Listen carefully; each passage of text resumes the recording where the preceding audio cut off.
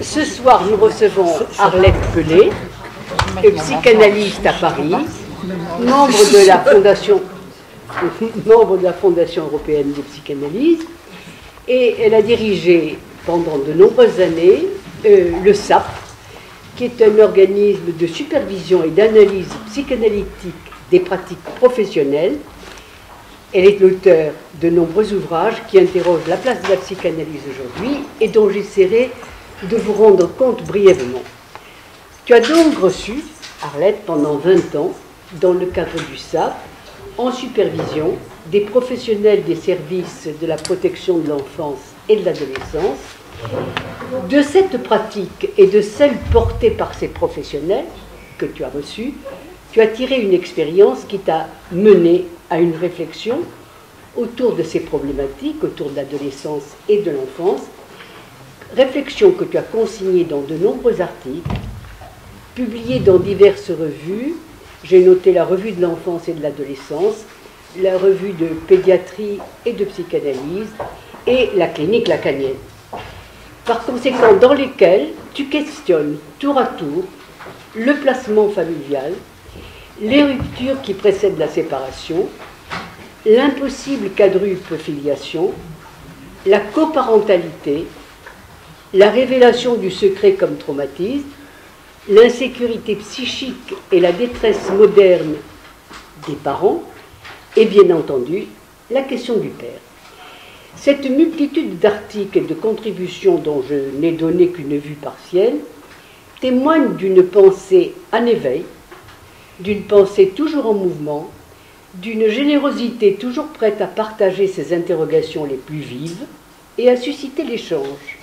Et d'ailleurs, tu vas dès demain débattre de l'enfant abusé au séminaire psychanalytique de Paris. Tu as publié ces 8 dernières années 3 ouvrages dont chacun a fait date dans notre communauté analytique et bien plus largement encore au-delà, auprès d'un public plus large encore. En 2008, paraît chez Zérès, dans la collection Actualité de la psychanalyse, L'inconscient est-il politiquement incorrect ? Écrit à 4 mains ou à 2 voix, comme on veut, que tu co-signes avec Isabelle Floch. Ce livre courageux, voire impertinent pour les plus frileux, nous appelle à la résistance. À une résistance qui n'est pas une résistance polémique, mais qui est une résistance éthique. Il est un appel à préserver ce qu'il en est du sujet dans notre monde en devenir, et il m'avait tant enthousiasmé à sa sortie que vous m'avez demandé, Isabelle et toi, de le présenter. Et je me souviens de cette soirée aux hautes études, au cours de laquelle il a été passionnément commenté.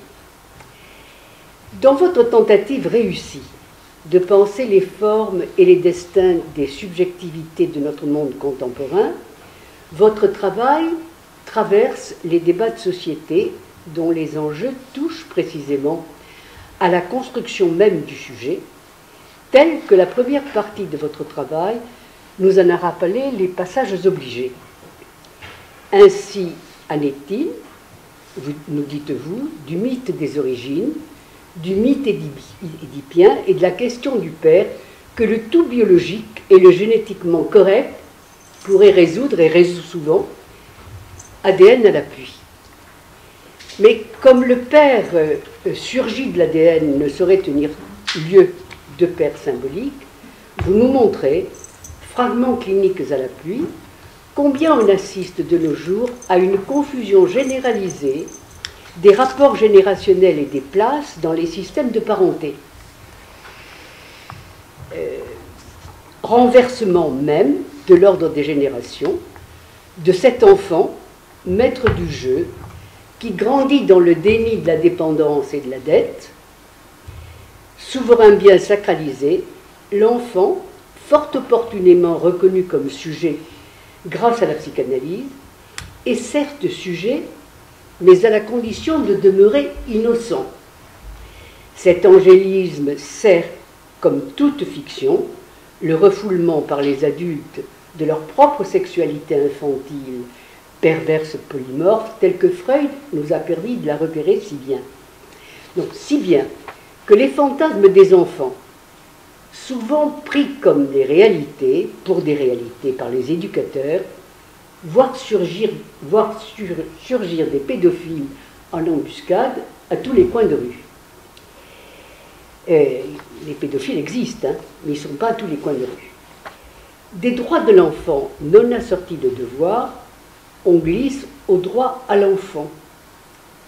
La science triomphante, propre à faire reculer la limite et la finitude humaine, semble devoir et pouvoir répondre à toutes les demandes, et c'est donc à elle que s'adresse ce droit à l'enfant. La biologie de la procréation est en pleine expansion, et plus elle offre de facilité aux femmes pour satisfaire cette demande de maternité, plus semble s'aggraver leurs difficultés sur ce chemin, tant la demande quérulente peut s'opposer au désir. La victime devient la figure identitaire de notre monde contemporain, dédouanée de toute responsabilité quant au malheur qui l'atteint. Le sujet est mis hors de cause et innocenté. Alors, reste à s'en prendre au grand autre, responsable de tous les coups du sort, ou alors aux déterminants historiques et familiaux, voire aux gènes, venant alors réactiver l'aliénation fondamentale et le masochisme, qui consiste à se faire l'objet de l'autre, du social, bien sûr, qui du coup devra parer à tout. Alors, cette défaite de la pensée et du symbolique, du politiquement correct, dérive, écrivez-vous, vers une désubjectivation programmée, porteuse de pathologies nouvelles, déchaînements pulsionnels et symptômes addictifs de tous ordres. Le sujet désubjectivé ne peut que se tenir dans une dépression flottante, et nous savons à quel point a de succès le diagnostic de dépression, qui est souvent un fourre-tout. Par conséquent, le sujet désubjectivé ne peut que se tenir dans une dépression flottante, soit se perdre dans l'activisme et un insatiable besoin de consommer pour parer au manque, objet fétichisé, imaginairement comblant, dont l'accumulation part à l'absence de sens. Dans le monde de l'objectivable, du quantifiable, de la maîtrise où rien ne doit échapper au contrôle, un monde de transparence totale et donc un monde sans reste, le seul fait d'évoquer la dimension de l'inconscient est dérangeant et politiquement incorrect. Comment, alors, s'étonner que la pulsion de mort, refoulée, évacuée de cet Éden promis par les progrès de la science, prolifère en violence et destruction de toutes sortes? C'est en tout cas ce que la discrète mention de la Shoah à l'orée de votre ouvrage m'a semblé suggérer. Tu signes seul, en 2011, un ouvrage intitulé « Ce que nous enseignent les ruptures majeures », publié chez l'Harmattan. Ouvrage dans lequel tu questionnes les remaniements du sujet et du lien social à partir des ruptures majeures de l'histoire. Rupture du passage au monothéisme, puis de la raison grecque à la science classique et au siècle des Lumières. Tu nous rends sensibles comment, à chacune de ces époques, les représentations du monde se transforment, provoquant des mutations de la pensée, engendrant de nouvelles fictions qui ne sont pas la langue de l'inconscient, mais seulement les croyances du moment qui la refoulent, cette langue du moment, cette langue de l'inconscient, pardon.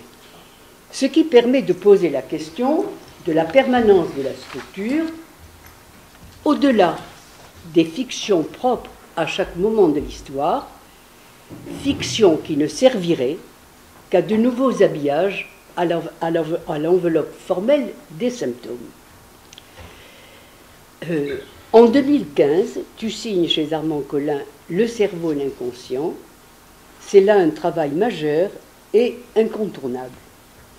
Deux logiques qui s'affrontent, D'un côté, les neurosciences, le cerveau et la rationalité scientifique.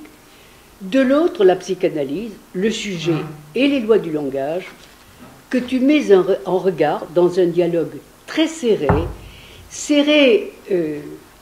on dirait, je pourrais dire à pied, mais un dialogue néanmoins respectueux et passionnant, dont je préfère te donner la primeur, habité que tu en es depuis sa parution, également par les échos qu'il a suscités de toutes parts.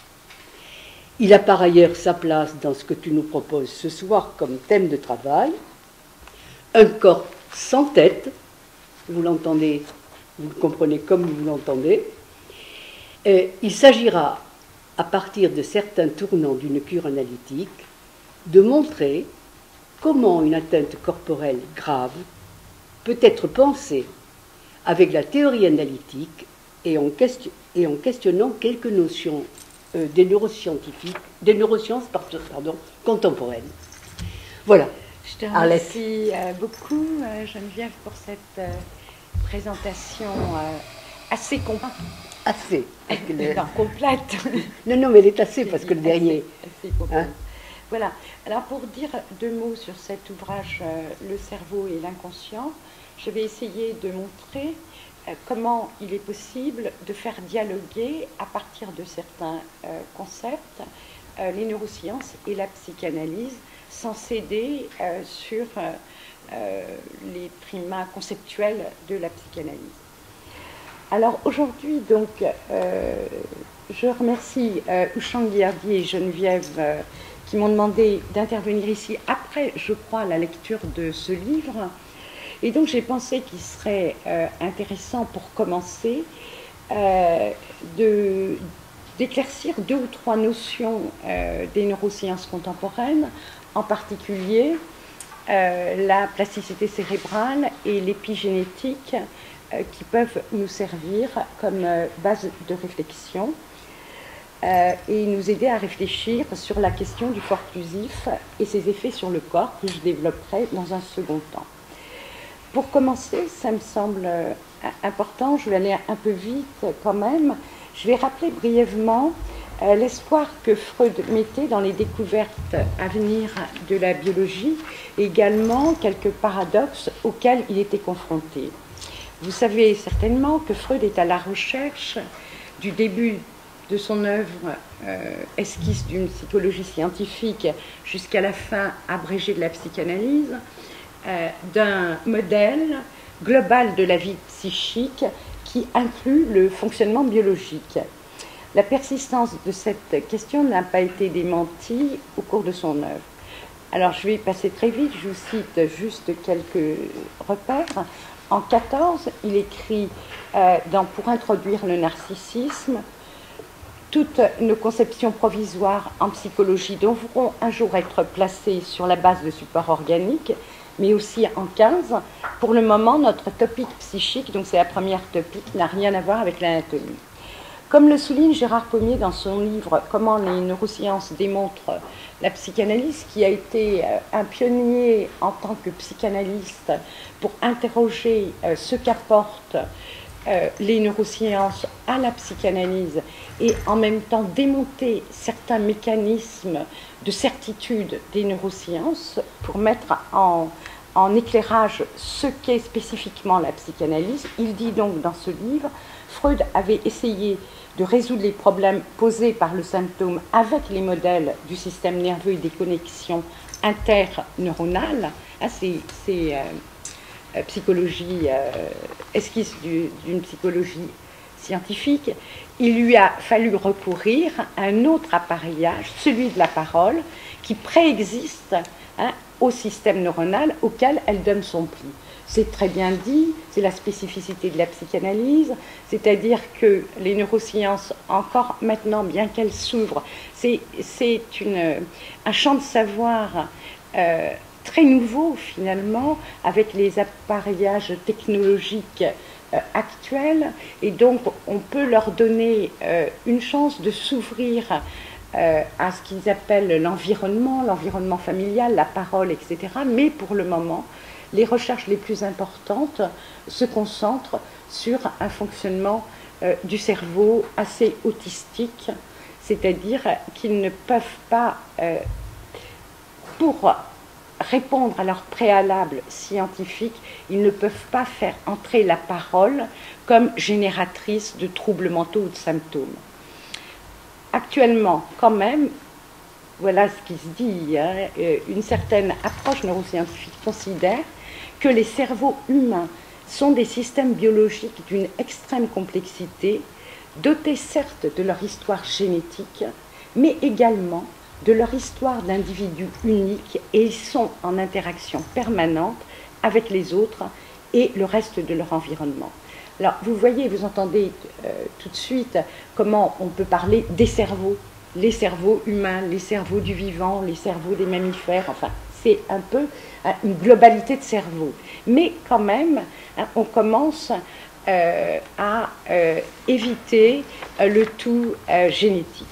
Comme le dit Lionel Nakache, qui est un neuroscientifique très connu, qui s'est beaucoup intéressé à la psychanalyse, qui travaille à la Salpêtrière, comprendre l'homme ne se résume pas à découvrir, par exemple, la glycolyse hépatique, mais à découvrir les rouages de notre subjectivité.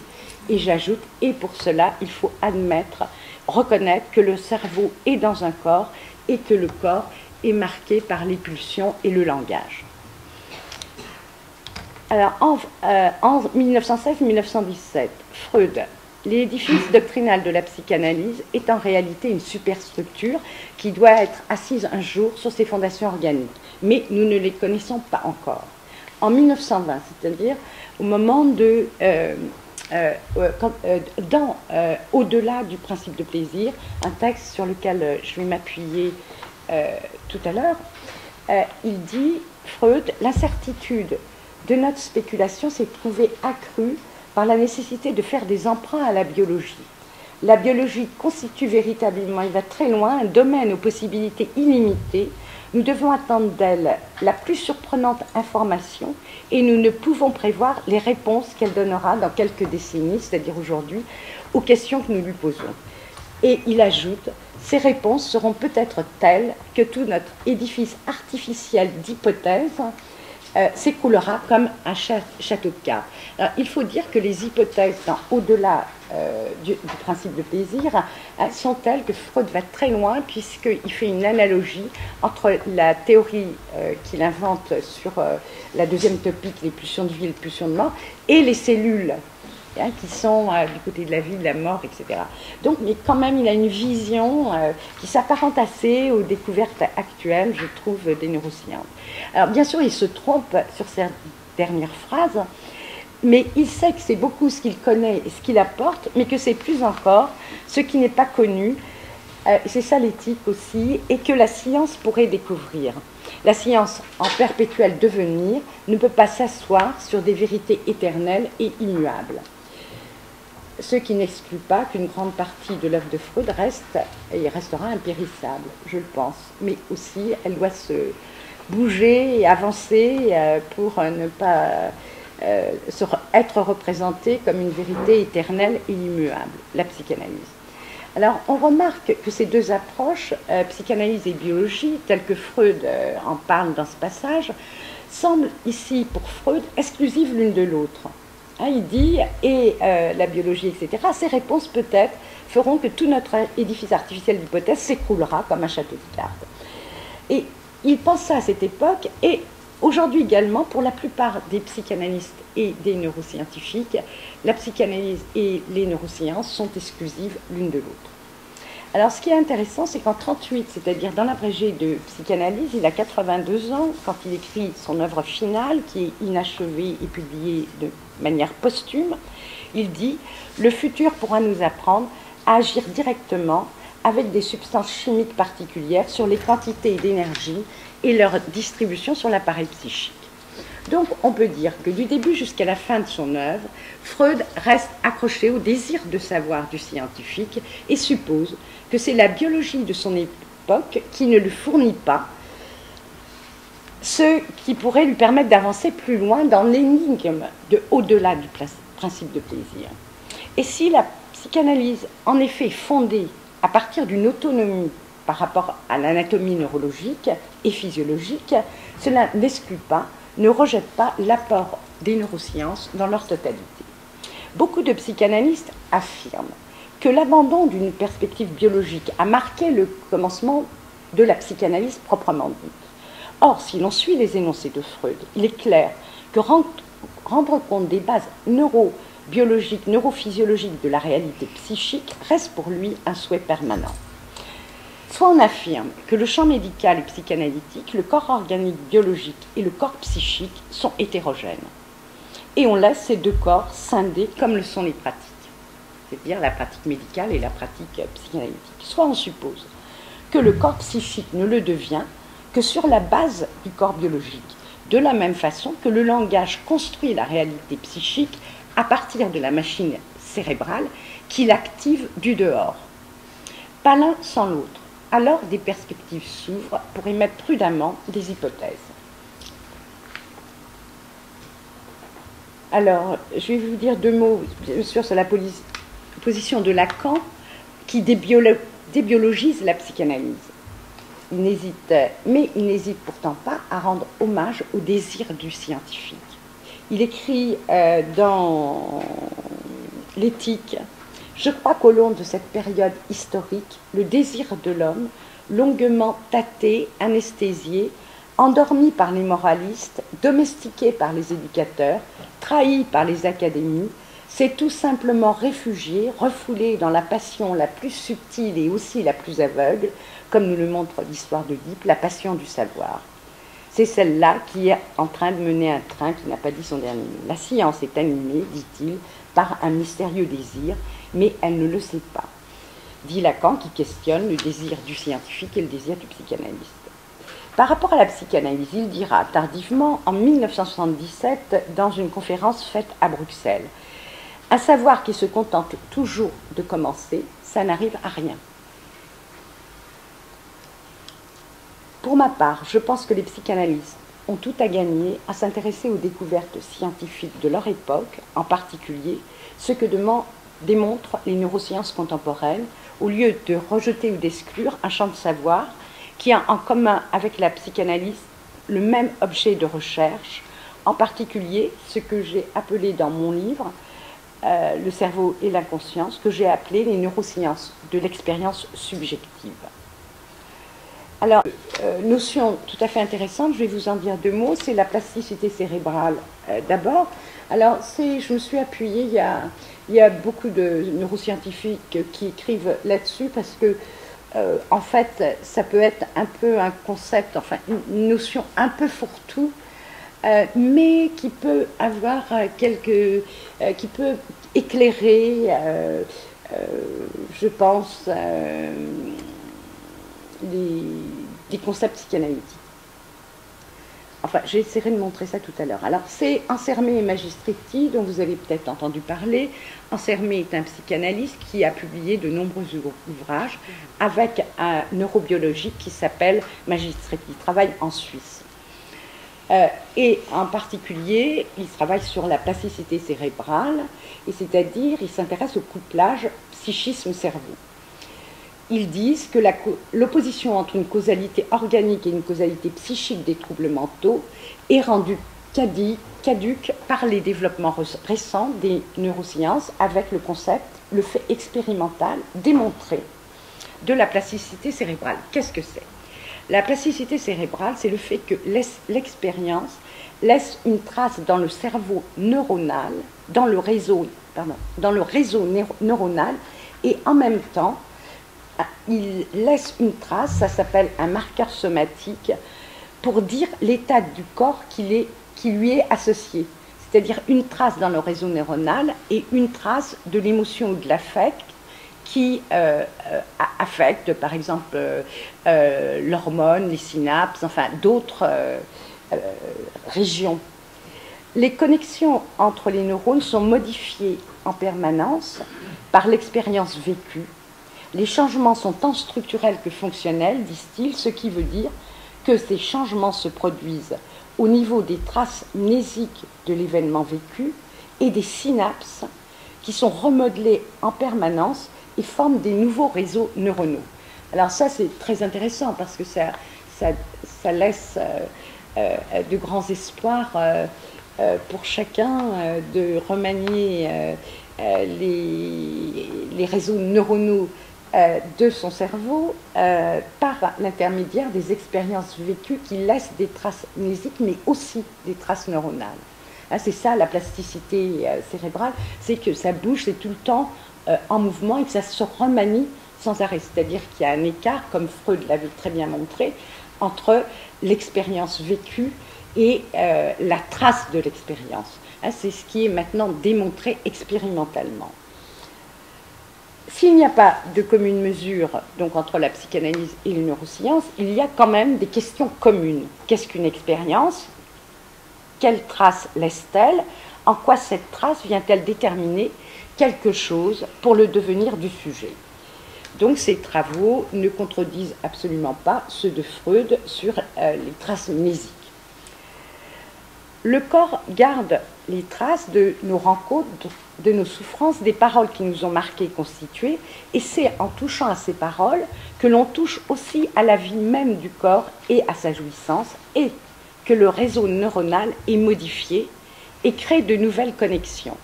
Il s'en déduit que la parole et donc toutes les composantes émotionnelles et affectives, les marqueurs somatiques qui l'accompagnent, les marqueurs de l'état du corps induisent des modifications biochimiques dans le cerveau, alors qu'auparavant cet effet était généralement réservé à la pharmacothérapie.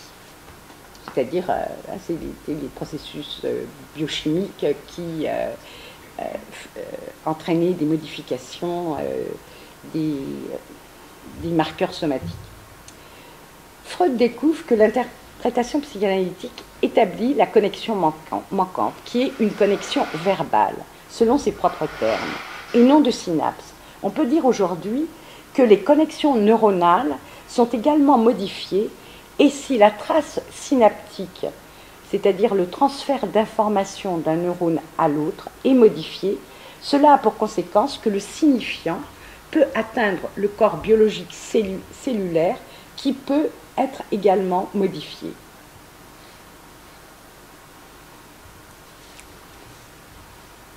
On est loin de connaître les enchaînements de causalité des processus organiques et des processus de la vie psychique, mais on pressent comment le sujet s'affranchit du déterminisme génétique, avec la notion d'épigénétique très en vogue actuellement dans le milieu neuroscientifique. L'épigénétique veut dire que non seulement les mêmes gènes ne semblent pas fonctionner de la même façon selon les individus, mais que la structure même de notre génome pourrait être modifiée, soit de façon transitoire, soit de façon permanente, sous l'effet de l'environnement. On peut traduire ces propos dans le langage psychanalytique. Un signifiant, un événement, un fantasme peuvent modifier la structure même du gène et donc celle de la cellule. Ce n'est donc plus le seul niveau génétique ou neuronal qui, pour les neurosciences, cause la réalité psychique et les symptômes ou les troubles mentaux, mais aussi le dehors, l'environnement. Et c'est une grande découverte scientifique d'avoir prouvé que les cellules se cassent, se réparent, que les circuits neuronaux se recomposent, que les synapses se modifient en fonction de l'impact de l'environnement. Les travaux de Alain Proscience, effectués sur les gènes de développement, les gènes d'évolution, tendraient à montrer qu'il y aurait des mécanismes génétiques destinés à déconnecter l'individu de sa détermination génétique. C'est très intéressant et très important, ce qui fait dire à Ansermet et Magistretti que nous sommes déterminés génétiquement pour ne pas l'être. C'est-à-dire qu'il y a une très grande liberté biochimique, biophysiologique, hormonale, neuronale, pour laisser l'extérieur, l'autre du langage, moi je dirais, pour aller vite, ça comme ça, l'autre du langage, venir déconnecter un sujet de sa détermination génétique qui du coup devient secondaire. C'est-à-dire ils en sont là, c'est quand même beau, enfin, je trouve, moi ça m'émeut un peu. Alors, je vais vous dire, jusqu'à présent, les neuroscientifiques restent très prudents sur l'action de l'environnement. Environnement est à entendre en un sens large. L'environnement peut être au cœur du biologique lui-même, à l'intérieur, cellules, neurones, gènes, aussi bien que l'autre du langage, les autres, que l'alimentation, la technologie, la pollution, enfin tout ce que vous voulez qui est au dehors. Pour le moment, les médias publient par rapport au dehors, l'environnement du dehors, des articles hasardeux sur cette question, tels ceux, par exemple, récemment des chercheurs américains de l'Université d'État de l'Oregon, qui ont montré qu'une consommation régulière d'un composé appelé sulforafane, qui est présent dans certains choux, dont le brocoli, pouvait activer l'expression d'un gène dit suppresseur de tumeurs et prévenir ainsi le développement de certains cancers. Mais il est beaucoup plus complexe de rendre compte scientifiquement de l'action du langage et de la parole, et pourquoi pas de la sexualité, des pulsions, du désir et de l'amour sur le corps, les gènes, les neurones et les cellules. Ce qui n'empêche pas de faire déjà une extension. L'aliment peut être supposé un aliment langagier, une effraction, un trauma, un événement réel ou psychique, un fantasme, qui peut donc activer ou modifier l'expression d'un gène, modifier et réparer des cellules et les circuits neuronaux. Les principes de causalité sont donc multiples, causalité génétique, causalité associée à la dynamique des relations sociales, familiales et affectives du sujet. Mais les causalités de l'atteinte organique du corps restent dans le flou théorique, aussi bien pour les neurosciences que pour la psychanalyse. On ne peut au mieux qu'émettre des hypothèses au cas par cas. Pour Freud comme pour nous, il n'y a pas de doute sur l'enracinement biologique du psychisme. Mais pour lui comme pour nous, le Nebenmensch, l'autre juste à côté, au dehors, la personne secourable, active avec le langage qui précède la venue du nourrisson, active la machine cérébrale. Ainsi, le dedans, psychique, se façonne avec du dehors replié. Le dehors replié au dedans est imbriqué dans le somatique. On peut donc supposer qu'une maladie, dans certains cas, ne touche pas isolément un organisme mécanique.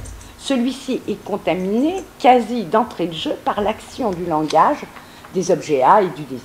Mais les différents niveaux d'organisation, du corporel biologique à la pulsion et au mécanisme psychique, restent toujours en connexion avec ce corporel biologique et avec la machine cérébrale.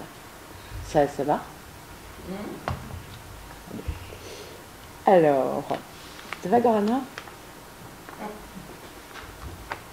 Là, je continue. Juste un mot avant d'arriver au traumatisme objectif et à l'atteinte organique. Lorsque Freud écrit que la pulsion est un concept limite entre le somatique et le psychique, ou Lacan, la pulsion est l'écho d'une parole dans un corps, on entend la liaison du psychique et du corps sur un bord qui transforme le psychique en somatique. Ou comme l'écrit Gérard Pommier, la pulsion anime le psychique en même temps qu'elle intègre le somatique. Vous voyez, la pulsion, c'est un peu complexe à se représenter. De quoi... On ne sait pas par quel bout l'attraper, mais on entend que le psychique marque le somatique. Alors, logiquement, donc, l'action du langage et du désir, des objets A, pourrait produire des lésions corporelles, reste à le démontrer, ce qu'aucune théorie n'a pu établir jusqu'à présent. On pourrait penser à une désolidarisation psyché-soma, possible dans certaines circonstances, comme si le malaise sans sujet. Si cette déconnexion psyché-soma se produit, on peut s'attendre, dans certains cas, à une atteinte corporelle. C'est ce que je vais essayer de montrer. Avec le traumatisme objectif et l'atteinte organique, le traumatisme objectif, une rencontre avec le réel, puis, pour finir, hypothèse, traumatisme objectif et lésion corporelle, où je vais m'avancer un peu. Alors donc, c'est à partir d'un fragment clinique, bien sûr, très schématique. Alors, pour commencer, je vais situer quelques concepts qui me paraissent très importants. Poser la question du traumatisme objectif, c'est en fait poser la question de ce qui se passe au-delà du principe de plaisir, de Freud, 1920. C'est envisager la question de la répétition sur son versant réel, avec la pulsion de mort et ceux qui s'y opposent, le versant symbolique, avec l'assistante signifiante, ou à cette opposition freudienne, reprendre celle élaborée par Lacan, qui relie à la fois ce qui serait plaisir et déplaisir dans le concept de jouissance. Jouissance sur le versant réel, perte de jouissance sur le versant symbolique, soit ce qui vient faire obstacle à la jouissance, au réel de la jouissance, on pourrait dire ça comme ça. On peut donc se repérer avec Freud et Lacan en soulignant le nouage du versant réel, celui de la pulsion de mort et de la jouissance, et celui du versant symbolique, les signifiants et la perte de jouissance, le versant imaginaire étant soutenu par les fantasmes. Un traumatisme objectif n'est pas le produit de l'imaginaire du sujet qui, pour voiler le réel, construit un fantasme, mais au contraire, un événement subi qui laisse un trou réel sans fantasme pour le border. Il renvoie toujours à la figure du père, tel qu'un fantasme fondamental, séduction, meurtre du père, on bat un enfant, est écrasé par un événement réel. Un père chute de sa fonction, il est dans ce moment le père de personne et n'a pas de père.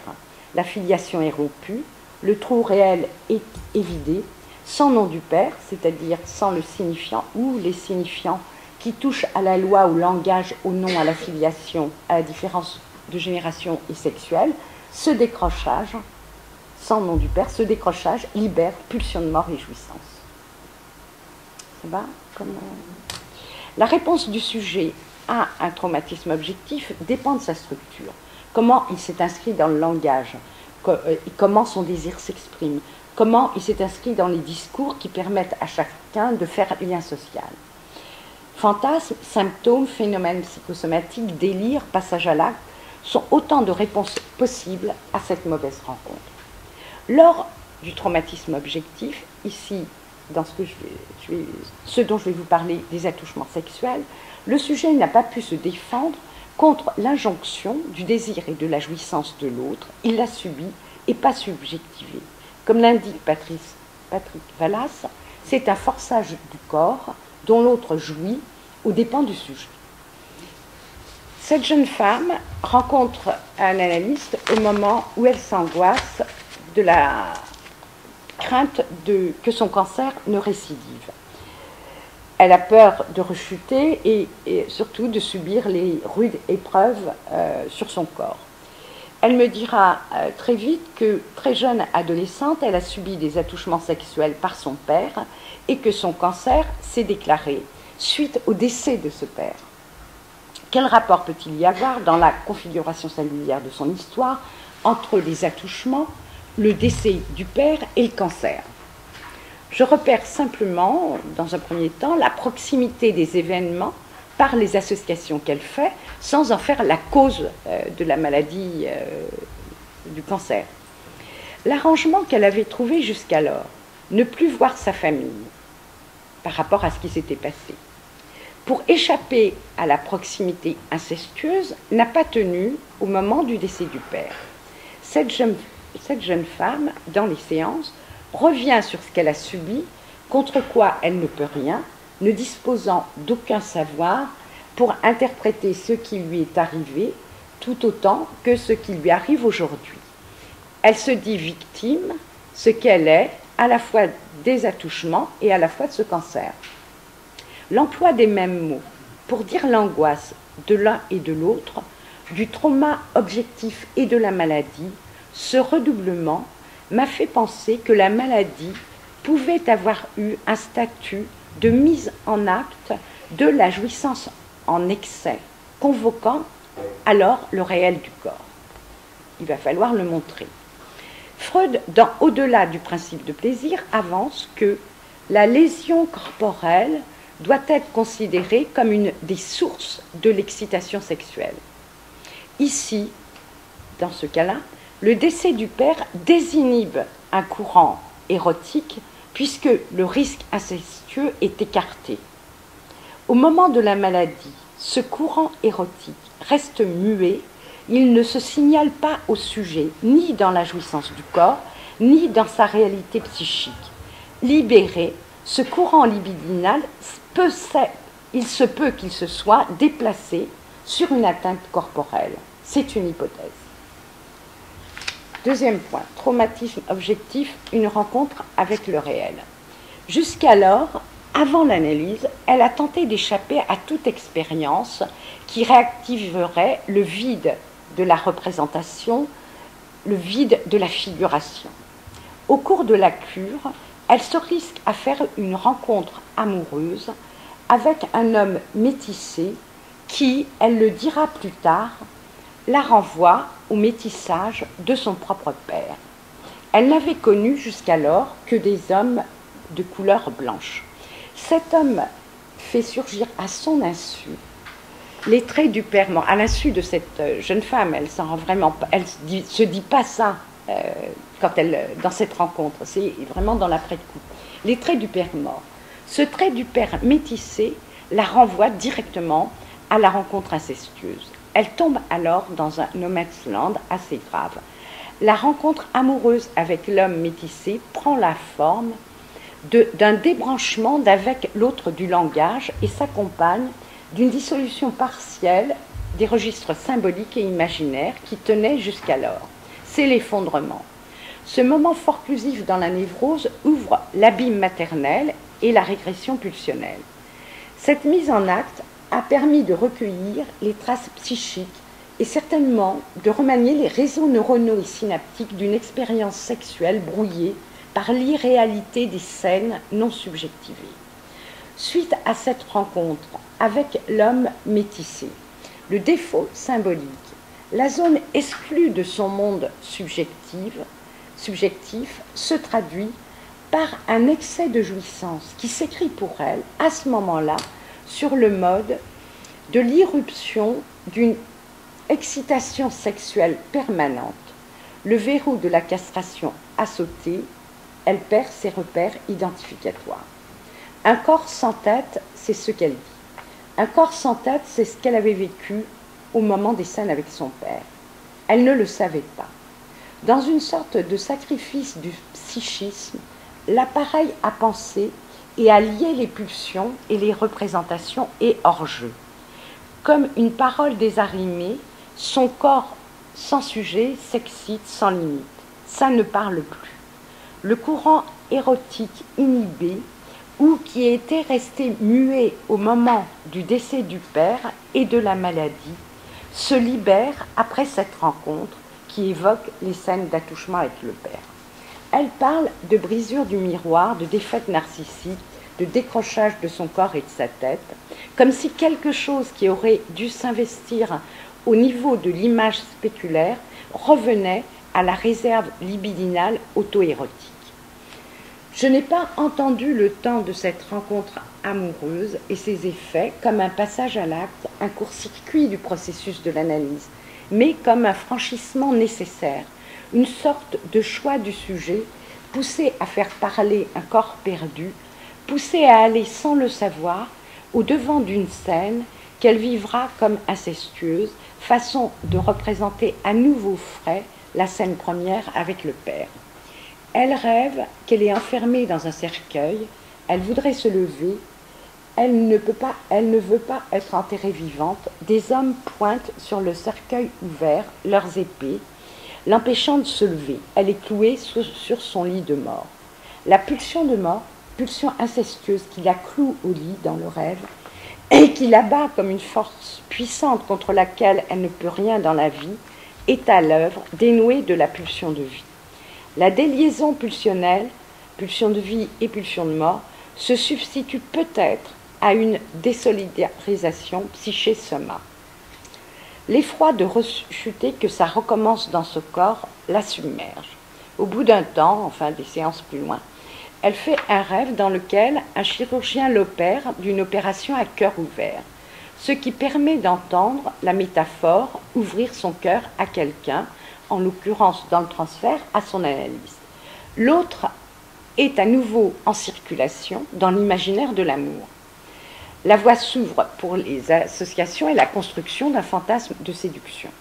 Le fantasme pose entre le réel et le symbolique un imaginaire qui sert d'amortisseur. Son corps à nouveau retenu par le fantasme sera alors moins engagé vers les dégâts d'une lésion organique. Ainsi, à partir d'un moment forclusif dans la névrose, le nouage s'opère par l'imaginaire du fantasme pour symboliser le réel. Hypothèse, traumatisme objectif et lésion corporelle. On pourrait avancer que l'événement qui n'a pas pu être symbolisé a laissé des amnésiques associées à un marqueur somatique, des traces neuronales et synaptiques qui n'ont pas été remaniées par d'autres expériences, qui sont restées figées, gelées, intemporelles, qui n'ont pas été transformées par la plasticité neuronale et celle de la réalité psychique. Ça reviendrait sur le corps par l'intermédiaire de traces neuronales inscrites sur le corps biologique qui sont restées enquistées et qui se réveillent sans parole au moment du décès du père, dans lequel la maladie arrive, sur lequel la maladie arrive. Le forclusif transculturel serait ce qui n'est pas symbolisé ou dedans, ce qui est hors langage, hors subjectivation, hors castration. Le réel peut revenir sur le corps propre, qui fonctionne alors comme un dehors, sous forme d'atteinte organique. La lésion viendrait à la même place, dans ce cas, que l'hallucination ou le délire dans la psychose. Elle serait un mode de réponse à la confrontation du sujet au réel, à l'inverse du mécanisme du refoulement et du retour du refoulé qui ont lieu dans la réalité psychique au-dedans. Il serait donc possible que la plasticité cérébrale dont nous parlent les neuroscientifiques soit impliquée dans certaines lésions organiques. Au lieu que les réseaux neuronaux se recombinent par rapport à des événements réels ou psychiques, un défaut du mécanisme de la plasticité s'active et les traces neuronales d'un événement traumatique non subjectivé s'immobilisent.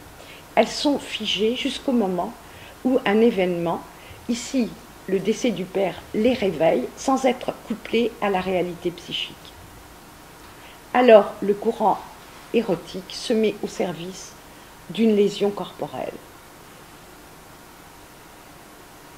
Si Ansermet dit, c'est Ansermet Magistrati dont je parlais tout à l'heure, Ansermet donc il est pédopsychiatre et psychanalyste, il dit que l'organisme en tant que tel, le vivant en tant que tel, se détruit, le vieillissement, la mort, sans l'intervention de l'autre qui inscrit l'expérience sous forme de traces. C'est important, sans l'intervention de l'autre qui inscrit l'expérience sous forme de traces. J'ajoute que la trace de l'expérience, lorsqu'elle est un forçage du corps, peut s'inscrire comme réelle, c'est-à-dire en impliquant un débranchement d'avec l'autre du langage qui peut mener à la destruction. Je n'irai pas plus loin sur ces pistes aujourd'hui, n'osant m'aventurer sur des territoires inconnus. Il est probable que les neurosciences trouveront les mécanismes, c'est ma conclusion, il est probable que les neurosciences trouveront les mécanismes de la multiplication cellulaire ou de son défaut et des passages franchissant les vaisseaux sanguins qui provoquent les métastases. Il est possible que le cancer et le risque de récidive puissent être traités un jour complètement par la biologie. Seuls, en étant seuls, les neurosciences ne pourront pas expliquer les fractions originaires de l'atteinte corporelle. Seule, en étant seule, la psychanalyse pourra certes donner une chance au sujet de remanier par la parole ce qui est advenu par et avec la parole, mais ne pourra pas théoriser les phénomènes dits psychosomatiques. C'est pourquoi il est important que les deux, neurosciences et psychanalyse, continuent à dialoguer. Merci beaucoup Arlette pour cet exposé qui nous avance, je pense, plutôt vers les chemins, en la sortant des chemins obscurs de la transmission familiale ou des mysticismes qui s'approchent, comme certains l'ont dit, des délices d'une secte. La psychanalyse se doit, et c'était l'ambition et de Freud et de Lacan, et puis plus récemment d'un autre grand théoricien qui est Gérard Pommier, la psychanalyse se doit de continuer ce chemin vers une science, mais une science du particulier. C'est-à-dire là où la science classique forclôt le sujet du moment où elle s'applique massivement de la même manière à partir d'un moment industriellement, par exemple, et massivement à un certain nombre de personnes. Là, la psychanalyse fait un pas en avant, elle dessouture cette suture qui se produit dans une universalisation à laquelle tend quand même quelque part la science au moment où elle est appliquée, c'est-à-dire la psychanalyse va dessouturer ce joint qui est un pour tous et essayer de travailler cas par cas. Alors cette possibilité de travail cas par cas, la psychanalyse, elle le reconnaît, par exemple dans ce travail énorme de Gérard Pommier, que Arlette continue aussi à sa manière, dans ce travail qui est celui de reconnaître aux neurosciences leur capacité de travailler sur tout un tas de phénomènes qui sont universaux. Je veux dire, il y a des phénomènes universaux qui sont ceux par exemple, du travail des neurones, de la manière dont les synapses se créent, de la maturation, prématuration et surmaturation du cerveau. Elle travaille aussi sur le phénomène de l'attrition. Mais il y a quelque chose que les neurosciences n'ont pas encore réussi où elles n'ont pas réussi à franchir le pas, c'est-à-dire de reconnaître ce que Arlette a essayé de nous apporter ce soir, de reconnaître cette extériorité du sujet dans la formation de notre corps organique. C'est-à-dire qu'il y a une part extérieure qui vient du grand autre, de l'autre du langage, qui modèle notre corps. Et le centre, les neuroscientifiques très souvent prennent comme exemple des rats, des chats, etc. Mais, si vous voulez, l'humain, avec le langage, présente tout à fait quelque chose de différent. C'est-à-dire, il n'y a plus de cet développement inné chez l'humain à cause de la participation du langage. Du moment où le langage existe, un petit de l'homme ne peut pas se développer si la parole ne lui est pas adressée. Il ne peut pas se développer s'il ne reconnaît pas cette parole et s'il ne répond pas à cette parole. Donc, par exemple, le phénomène d'attrition montre que certains neurones se développent uniquement si certains sons sont sollicités, si certaines actions sont sollicitées, par exemple par le langage. Les psycholinguistes ont prouvé que certains sons, s'ils ne sont pas entendus, ne développent pas la capacité chez l'enfant de les reproduire. C'est-à-dire, si un enfant n'entend pas certains sons pendant plusieurs mois, il ne va pas plus pouvoir les prononcer de la manière correcte. Donc, certes, par exemple, mon accent, vous voyez, je suis arrivée en France juste après la puberté.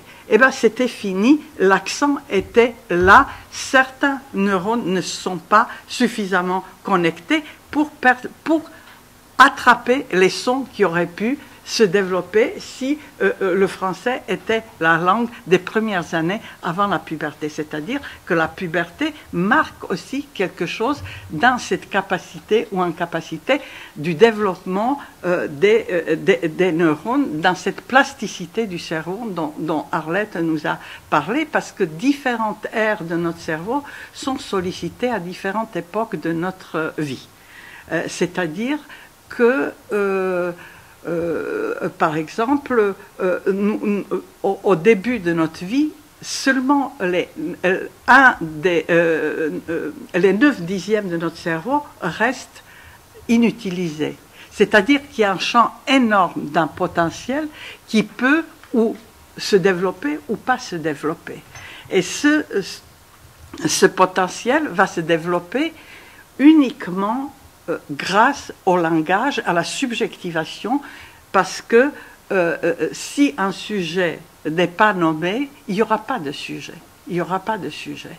Il y a eu des expériences aux États-Unis où, malheureusement, il y a quelques décennies, où certains enfants à qui on n'a pas adressé la parole n'ont pas pu du tout se développer. C'est-à-dire l'expérience a produit des effets absolument handicapants et profondément tragiques. C'est-à-dire que l'humain, si quelqu'un de l'extérieur ne lui adresse pas la parole, qu'il accepte, qu'il transforme et qu'il subjective, s'il est nommé, l'humain ne peut pas, ne pourrait pas vivre. Donc, il y a des expériences à faire par les neuroscientifiques avec cette extériorité de la parole et reconnaître, parce qu'ils cherchent, les neuroscientifiques cherchent à l'intérieur de l'organisme, de manière organiciste aussi, l'existence du sujet dans le corps. Alors, le sujet, la décision est prise à l'extérieur. Le sujet existe à l'extérieur dans le langage et le grand apport de Lacan aussi, et de Freud bien sûr, qui a inventé la cure de la parole, est de reconnaître le rôle de ce langage. Lorsque un enfant commence à parler, il s'endette. Il s'endette au moment où il est subjectif, puisqu'il se sépare de la mère. Donc, au moment où il se sépare, il s'endette et il y a une nostalgie de retour vers cet état avant la séparation. Donc, il y a quelque chose aussi dans les processus synaptiques neuronaux qui peut être découvert et qui concerne l'inconscient. Parce que le désir du grand autre est tout d'abord refoulé. Le conscient ne peut pas s'expliquer sans l'inconscient. Si on ne prend pas en compte que le corps est refoulé, que nous n'avons pas un accès direct, comme les animaux, à notre corps réel. Notre corps passe par le langage, l'appréhension de notre image passe par celle d'un autre, par le langage de l'autre, et les paroles sont imbibées des pulsions. Les paroles qui nous sont adressées par l'autre sont imbibées par la pulsion, et jamais, il y a toujours un désir pulsionnel qui nous est adressé en même temps que les paroles. Donc une vérité vraie, le réel scientifiquement vrai, ne peut pas être atteint, et c'est pour ça que nous avons ce recours au fantasme imaginaire, qui tente de récupérer cette première jouissance et qui tente imaginairement à agir, à pousser à l'action en souhaitant cette jouissance perdue. Alors, pousser à l'action, c'est le fantasme nous pousse à l'action parce que on va vers, si vous voulez, il y a une bipolarité qui est absolument inhérente à la marche du fantasme. On est tous des bipolaires, Pommier le dit très clairement, et chacun le sait de nous. Il y a des moments où nous sommes très contents, il y a la fête, on réussit, etc. Et puis après, une phase un peu d'abattement, de passivité, plus ou moins grande selon les structures.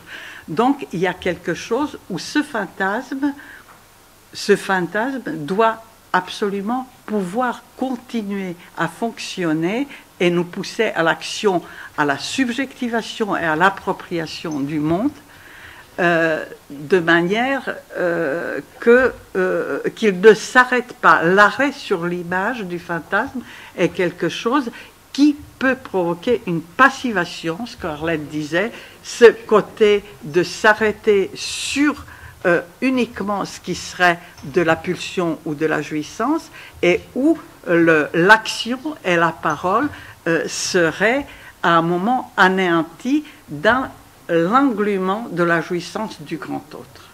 C'est quelque part... Oui? Privé? D'accord.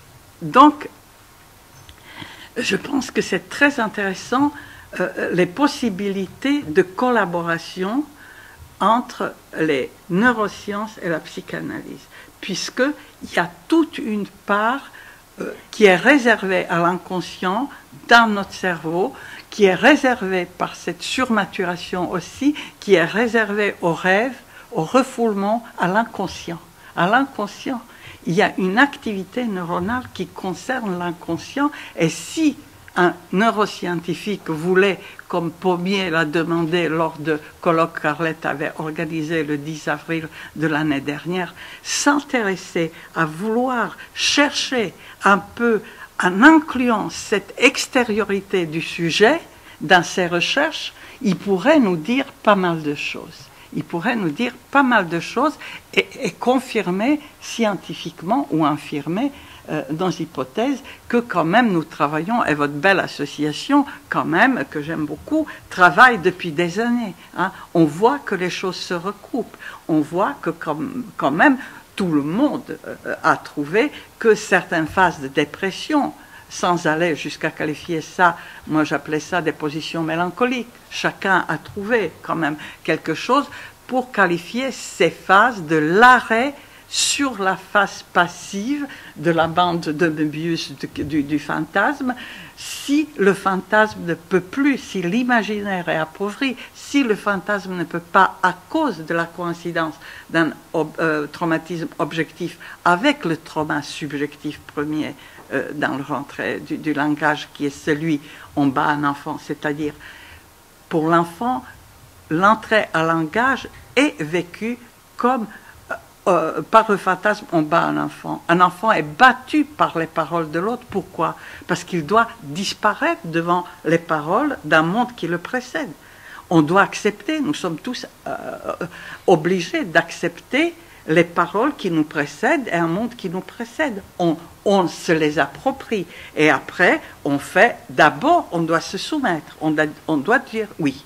Donc, il y a une disparition subjective pour réapparaître à nouveau dans une subjectivation qui est celle de s'approprier et de maîtriser ce monde qui nous a maîtrisés au départ.